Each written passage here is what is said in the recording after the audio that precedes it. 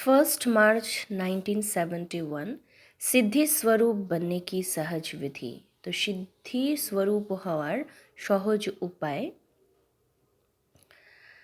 कोई भी कार्य करने से पहले अपने मास्टर त्रिकालदर्शी की स्थिति में स्थित होकर कार्य के आदि मध्य अंत को जानकर कर्तव्य करने से सदैव सफलता मिलेगी। তো বাবা বলছেন যে কোনো কাজ করার আগে মাস্টার ত্রিকালদর্শীর স্থিতিতে স্থিত হয়ে সেই কার্যের সেই কর্মের আদি মধ্য অন্তকে বুঝে নিয়ে কর্তব্য করা গেলে সেই কর্তব্য বা সেই কাজের সফলতা অবশ্যই আমরা পাবো, আমরা সফলতা মূর্ত হতে পারবো। अभी जो गायन है कि योगियों को रिद्धि सिद्धि प्राप्त होती है, ये कौन सी सिद्धि। তো এই যে যোগীদের বারে যে একটা মহিমা গায় সবাই, যে যোগীদের ঋদ্ধি সিদ্ধি এর প্রাপ্তি আছে, তো এটা কোন সিদ্ধির কথা বলছেন? বাবা উত্তরে বলছেন সংকল্প কি সিদ্ধি और কর্তব্য কি বিধি। তো সংকল্পের সিদ্ধি এবং কর্তব্যের বিধি, यह दोनों ही होने से जन्म सिद्ध अधिकार सहज ही पा लेते हो। তো এই দুটো থাকার কারণে জন্মসিদ্ধ অধিকারগুলো সহজেই আমরা প্রাপ্ত করতে পারি বা পারবো। संकल्प की सिद्धि कैसे आएगी और संकल्प की सिद्धि ना होने का कारण क्या है। তো সংকল্পের সিদ্ধি কি করে আমরা প্রাপ্ত করব, আর সংকল্প সিদ্ধি না প্রাপ্ত করার কারণটাই বা কি। তো বাবা বলছেন क्योंकि अभी व्यर्थ संकल्प बहुत चलते हैं, বাচ্চারা এখন ব্যর্থ সংকল্প বেশি চালায়।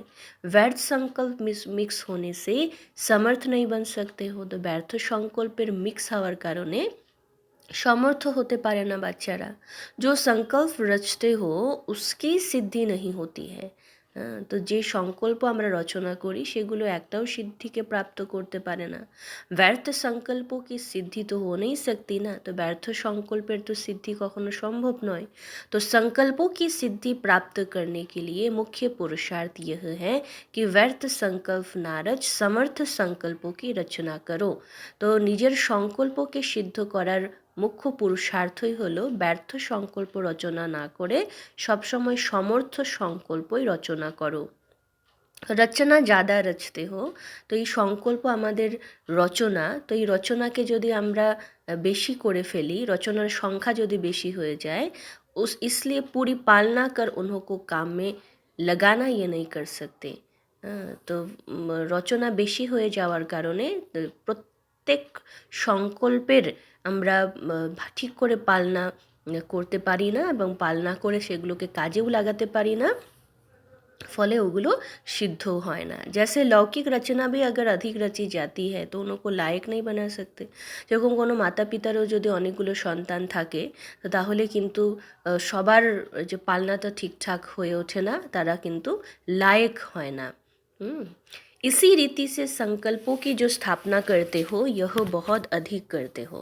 তো এইভাবে করে বাবা বলছেন যে আমাদের সংকল্পের রচনাও আমরা অনেক করে ফেলি, বেশি ভাবি আর করি কম। তো তাই বাবা বলছেন যে অল্প এবং সঠিক ভাবো এবং সেগুলোকে বারবার ভাবো।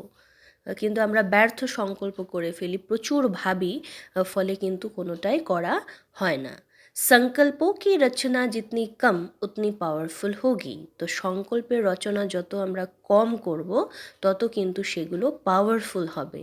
जितनी रचना ज़्यादा उतनी ही शक्तिहीन रचना होती है। যত সংকল্পের সংখ্যা যত বাড়বে তত সেগুলোর মধ্যে শক্তি কিন্তু কম হয়ে যাবে।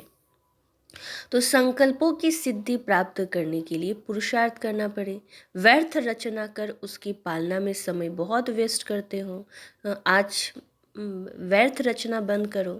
তো বাবা বলছেন ব্যর্থ রচনা করাটা বন্ধ করো, সঠিক এবং সমর্থ সবসময় সংকল্প করো। এই ব্যর্থ সংকল্প রচনা করে সেগুলোকে পালনা করার পেছনে আমাদের অনেক টাইম চলে যায়, কিন্তু কোনোটাই সিদ্ধি প্রাপ্ত করতে পারে না। তো সংকল্পোं की सिद्धि और कर्म की सफलता कम होती है। সংকল্পের সংখ্যা বেশি হলে সফলতা কিন্তু কম হয়। কর্মে সফলতা কি যুক্তি মাস্টার ত্রিকালদর্শী বনা। প্রত্যেক কর্ম যেন আমাদের সফল হয় তার বিধিটা হলো মাস্টার ত্রিকালদর্শী হওয়া, তিনটা কালকে মাথায় রেখে সেই কাজটাকে করা। कर्म करने से पहले आदि मध्य अंत को जानकर कर्म करो। হ্যাঁ, যে কোনো কর্ম করার আগে সেই কর্মের আদি মধ্য অন্তের পরিণাম কী হবে, হ্যাঁ, সেগুলোকে ভালো করে বুঝে তারপর কর্ম করতে বলছেন বাবা। না কি কর্ম করনে কে বাদ অন্ত মে পরিণাম কো দেখকর ফির সোচো, না কি কোনো কর্ম করার পর বা কর্ম করাকালীন আমরা পরিণামকে দেখে তারপর ভাবতে শুরু করব, এমন যেন না হয়। কর্ম করার আগেই তার আদি মধ্য অন্তের পরিণামকে ত্রিকালদর্শী হয়ে দেখে বুঝে তারপর সেই কার্যকে করতে হবে। इसलिए संपूर्ण बनने के लिए इन दोनों बातों का ध्यान रखना पड़े। दो बातें सदैव याद रखना, एक तो चेंज होना है, दूसरा চ্যালেঞ্জ करना है। বাবা বলছেন সবসময় দুটো কথা মনে রাখো, একটা হলো চেঞ্জ হতে হবে আর চ্যালেঞ্জ করতে হবে। शक्ति रूप में अपनी वृत्ति और स्वरूप को भी चेंज करना, शक्ति रूप হয়ে নিজের ভাবনাগুলোকে এবং নিজের स्वरूपকে चेंज करो। और जितना जितना अपने को चेंज करते जाएंगे उतना औरों को চ্যালেঞ্জ कर सकेंगे। আর যত নিজের মধ্যে আমরা পরিবর্তন আনবো তত অন্যকেও পরিবর্তন আমরা করতে পারবো, চ্যালেঞ্জটা উঠাতে পারবো। যে নিজেই নিজেকে চেঞ্জ করে না, নিজের মধ্যেই চেঞ্জ আনতে পারে না, সে কি কাউকে চ্যালেঞ্জ করতে পারবে পরিবর্তনের জন্য? না না, তার জন্য বাবা বলছেন যে চেঞ্জ করো, নিজের মধ্যে পরিবর্তন নিয়ে আসো এবং অন্যকেও পরিবর্তন করার জন্য চ্যালেঞ্জ করো। इसलिए ये दो बातें हमेशा याद रखना। जब सुकर्म करते हो तो बाप का स्नेही स्वरूप सामने आता है, और अगर कोई विकर्म करते हो तो विकराल रूप सामने लाना चाहिए। তো বাবা বলছেন যে যখন কোনো সুকর্ম করো তখন বাবার স্নেহী রূপটা সামনে আসে, এরকমটা মনে হয় যেন বাবা ভালোবাসছেন, বাবা স্নেহ দিচ্ছেন। কিন্তু যখনই কোনো বিকর্ম করার সংকল্প মনের মধ্যে আসবে তখন বাবার বিকরাল রূপ, ধর্মরাজের রূপটাকে সামনে নিয়ে আসা উচিত, তাহলে কিন্তু ওই বিকর্ম থেকে আমরা বেঁচে যাব। বাবা বলছেন স্নেহী সदैव সুকর্মা হতে হ্যাঁ। তো স্নেহী, বাবার স্নেহী বাচ্চারা সবসময় সুকর্মা হয়, অর্থাৎ সে সবসময় সুকর্ম করে। कोई भी ऐसा कर्म ना हो यह सदैव স্মৃতি মে রাখনা। कोई भी কর্ম যেন বিকর্ম না হয় সেটা সবসময় যেন আমাদের মাথায় থাকে। अपने को प्रवृत्ति में रहने वाले ना समझ स्टेज पर हीरो एक्टर समझकर हर कर्म करती चलेंगी तो ऐसा कोई कर्म नहीं हो सकता।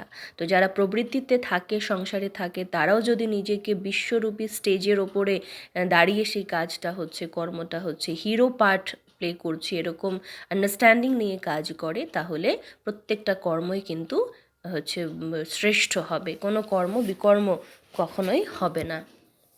जैसे साइंस की परमाणु शक्ति आज क्या से क्या दिखा रही है, তো যেরকম বিজ্ঞানের পারমাণবিক শক্তির দ্বারা আজ কি না আমরা দেখতে পাচ্ছি, वैसे ही साइलेंस के शक्ति दल में अपने प्रवृत्ति में रहने वाली प्रमाण हो।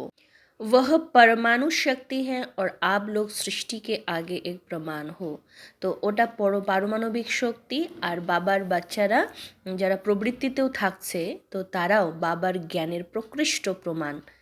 हाँ, तो आप भी প্রমাণ बनकर बहुतों की সার্ভিস कर सकते हो। তো এইভাবে প্রমাণ হয়ে পরমাত্মার সেই জ্ঞানকে যে স্বরূপে আনা যায়, পরমাত্মার জ্ঞানের এরকম স্যাম্পল হয়ে অনেকের সেবা प्रवृत्ति मार्गे যারা আছেন, সংসারে যারা থাকছেন তারাও করতে পারে। माताओं की तो बहुत मांगनी है, माताओं के कारण कोने कोने में संदेश फैलाना अभी हो रहा है, अभी रहा हुआ है। তো বাবা বলছেন মাতারা তো অনেক কাজে আসে, है ना, মাতারা সার্ভিসেবল, মাতাদের কারণে সেবার বৃদ্ধি হয় এবং মাতাদের দ্বারা অনেক জায়গায় এবং সেবা যে ছড়ানোটা এখন বাকি আছে।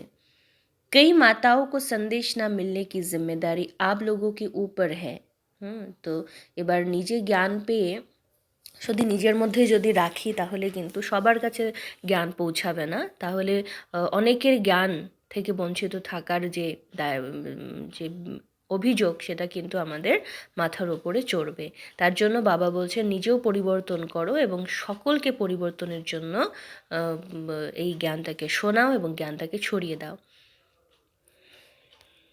हर एक को यह वायदा करना है कि समय प्रति समय में सर्विस में मददगार और साथ साथ शक्ति स्वरूप विघ्न विनाशक बनकर ही प्रवृत्ति में रहेंगी। तो প্রবৃত্তিতে যারা আছে তাদেরকে মাতাদেরকে এটাও যে পাক্কা প্রতিজ্ঞা করতে বলেছে যে সময় প্রতি সময় সব সময় আমি যজ্ঞের জন্য সহযোগী থাকব এবং বিঘ্ন বিনাশক হয়ে নিজেরও বিঘ্নকে দূর করব এবং সকলের বিঘ্ন দূর করার জন্য বাবাকে সহায়ক দেব। विघ्न के आने से चिल्लाएंगे नहीं, घबराएंगे नहीं, लेकिन शक्ति बनकर सामना करेंगे। এরকম মহাবীর বাচ্চারা মাতারা বিঘ্ন আসলে চিল্লাবে না, ঘাবড়াবে না, শক্তি स्वरूप হয়ে সেগুলোর डट के सामना করবে। ये वायदा अपने आप से सदैव के लिए करके जाना। তো এরকম वायदा বাবার সাথে নিজের সাথেও হচ্ছে একদম দৃঢ়ভাবে করে হচ্ছে বাবা হচ্ছে সমস্ত সমস্যাকে সামনা করে এগিয়ে যেতে বলছেন। कोई भी प्रकार की आसक्ति है तो वहाँ ही माया भी आ सकती है। आसक्ति होने के कारण माया आ सकती है। तो কোনো প্রকারের যদি আমাদের মধ্যে আসক্তি থাকে তাহলে কিন্তু মায়ার আসার সম্ভাবনা থাকছে। अगर अनासक्त हो जाओ तो माया आ नहीं सकता। যদি অনাসক্ত হয়ে যায় আমরা ডিট্যাচ হয়ে যায় তাহলে মায়া আসতেই পারবে না। जब आसक्ति कम हो जाती है तब शक्ति स्वरूप बन जाते हैं। তো আসক্তি যতই কম হবে ততই আমরা শক্তি স্বরূপ হয়ে উঠি। अपनी देह में या সম্বন্ধों में নিজের দেহের প্রতি সেই আসক্তিটা কিসের প্রতি বাবা এখানে ক্ল্যারিফাই করছেন যে अपने देह प्रति या সম্বন্ধों के प्रति নিজের দেহের প্রতি বা কোনো নিজের যে দৈহিক সম্বন্ধের প্রতি যদি আমাদের আসক্তি থাকে कोई भी पदार्थों में কোনো পদার্থের প্রতি যদি আসক্তি থাকে कहाँ भी अगर आसक्ति है तो माया आ सकती है और शक्ति नहीं बन सकते। तो এরকম ব্যক্তি বস্তু বৈভব যে কোনোটাতেও যদি আমাদের একটুকু আসক্তি থাকে তাহলে সেখানেই কিন্তু মায়া আসার সম্ভাবনা থেকে যায়। इसलिए शक्ति स्वरूप बनने के लिए आसक्ति को अनासक्ति में बदली करो। তো তার জন্য শক্তি স্বরূপ হওয়ার কারণে শক্তি স্বরূপ হওয়ার জন্য নিজের আসক্তিকে অনাসক্তিতে পরিবর্তন করো। নির্বন্ধন अपने को बना सकती हो लेकिन तरीका नहीं आता। তো বাবা বলছেন যে নিজেকে নির্বন্ধন বানাতে পারো কিন্তু সেটার বিধিটা ঠিক করে জানো না, ওটার তরিকাটা জানো না, কি করে বন্ধনমুক্ত হতে হবে। বাবা বলছেন যে বন্ধনমুক্ত হওয়া যাবে, এক তো তরিকা নেই, একটা তো তরিকা জানে না, তার বিধি জানে না, আর दूसरी ताकत नहीं, আর দুই নম্বরটা হলো যে শক্তি নেই। तो ताकत भी बढ़ना है और तरीका भी सीखना है। तो নিজেকে মুক্ত করার জন্য তরিকাও শিখতে হবে, যুক্তিও শিখতে হবে, আর তাকতও ভরতে হবে, নিজের মধ্যে ওই শক্তিটাও কিন্তু ভরতে হবে। अपनी शक्ति कभी भी कम नहीं करना। तो নিজের आंतरिक शक्ति के कखनो कम করবে না। जब अपनी शक्ति को गवा देते हैं तो रावण भी देखता है तो ये अपनी शक्ति गवा बैठे हैं तो खूब रुलाता है। হ্যাঁ, তো বাবা বলছেন যে কখনো নিজের শক্তিকে কম করবে না। যখন আমরা নিজের আন্তরিক শক্তিকে যে ওয়েস্ট করে ফেলি তো তখন রাবণও দেখে যে এর কাছে এখন শক্তি নেই, তো তখনও কিন্তু বিভিন্নভাবে এসে প্রচণ্ড কাঁদায় বাচ্চাদেরকে। শক্তি গওয়ানা অর্থাৎ রাবণকে বুলানা। শক্তিহীন হওয়া মানে রাবণকে ডাকা, রাবণকে আহ্বান করা। इसलिए कभी भी अपनी शक्ति को कम होने नहीं देना। তো তার জন্য নিজের আন্তরিক শক্তিকে কখনো কোনোভাবে যেন কম হতে না দিই, ওয়েস্টেজ যেন আমরা না করি। जमा करना सीखो, जमा करते सीखो। भविष्य 21 जन्मों के लिए शक्ति को जमा करना है, अभी से जमा करेंगे तब तो जमा होगा। तो इसलिए सोचो यही, इसलिए सदैव यही सोचो कि जमा कितना किया। তার জন্য সব সময় যেন আমাদের জমা হয় হর খাজানা, হর শক্তি। তো এটাতে ফুল অ্যাটেনশন দাও, এটাকেই সবসময় মাথার মধ্যে হচ্ছে মনে রাখো, বুদ্ধিতে মনে রাখো যে জমা করতে হবে। আচ্ছা, ওম শান্তি।